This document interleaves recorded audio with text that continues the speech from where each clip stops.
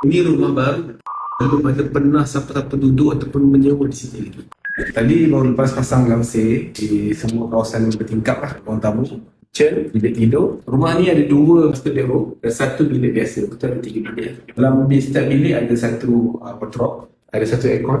Setiap bilik air ada water heater. Kami sedang mencari penyewa, terutamanya untuk keluarga yang couple kerja di sekitar Beli lah, terutamanya di Bandar Baru Bangi, Nilai, Berjaya, Dengkil dan sekitar selesa tinggal di tempat yang tinggi lah. Kepada siapa di luar sana yang sedang mencari rumah sewa di sekitar Bangi, kita ada satu unit di Adelia 4, Bangi Avenue, ready untuk disewakan.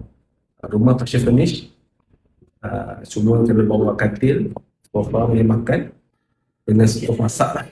Dengan juga satu lagi washing machine. Dan lain semua dah ada lengkap.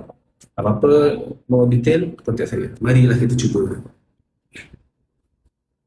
Alhamdulillah rumah kita dah siap bersihkan.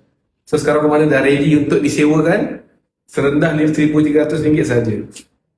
KM. Untuk pengaturan rumah ni tak ada grill.